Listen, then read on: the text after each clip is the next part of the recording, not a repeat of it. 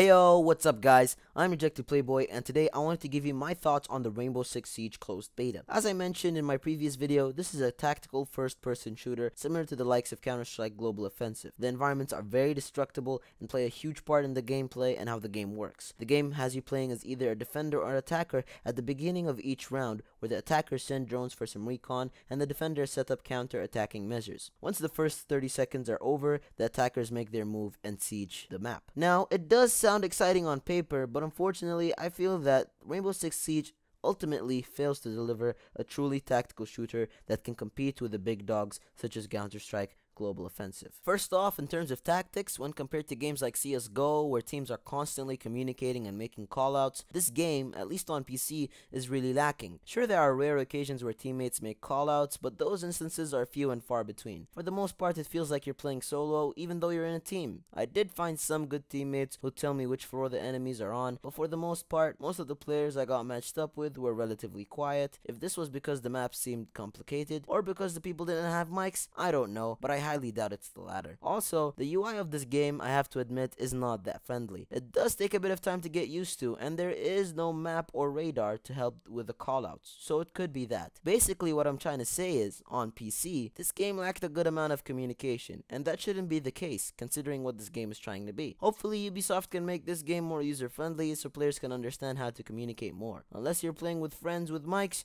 you're gonna have a bad time. Besides that, I also felt that this game sort of lacked content. Oh, but RejectedPlayboy, it's the beta, it's not even the full game. Well, no, that's not what I mean. Think about it. This game doesn't have a story mode. It's basically multiplayer only. And from all the game modes announced, there really isn't a variety in terms of objectives. Hostage mode, kill the bad guys, save the hostage. Team deathmatch, kill the bad guys, then defuse the bomb or secure the objective. Terrorist hunt, kill the bad guys. And vice versa if you're on the opposite team. Now sure, there are a bunch of different types of unlockable characters, each with their own special abilities, but only a few are truly useful. Some others are just downright OP, but that can change by the time the full game comes out. No matter which soldier you choose to be, the core objective is still the same: kill the bad guys or vice versa to win the game. And you might be saying, well, competitive Counter-Strike is the same thing. Well, the difference is, Counter-Strike has enough content to support its competitive mode, whether it's the variety of guns, the variety of tactics, or the communication. Really, what I'm trying to say is that other games have done what Rainbow Six is trying to do better, and for a cheaper price. This game will cost you $60 hard-earned dollars on Steam, PSN, or even Xbox Live. But for $15, you can get a game which in my opinion is much better. CSGO. The only thing this game really has going for it is its destruction, which can really help you in tight situations,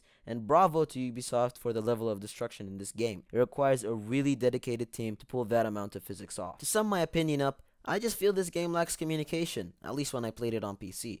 Also, in terms of content, I feel this game definitely doesn't have enough to justify its $60 price tag. The destruction is a plus, but it's not enough to make the game feel whole and complete. The only time I'd recommend picking this game up is if you have a bunch of friends who you will play with and have mics, and also if you have a lot of time on your hands to learn the maps and the callouts, since there is no radar in this game, only some weird ass compass. But anyways, that's the entire video. Hopefully, I don't know, I doubt it, but I hope that a lot of these things that I've mentioned, a lot of the criticisms that I've mentioned, can get fixed by the time the game comes out. If not, then fuck it, whatever. Hope you guys enjoyed. If you liked the video, support it. My name is RejectedPlayboy, and Get lost!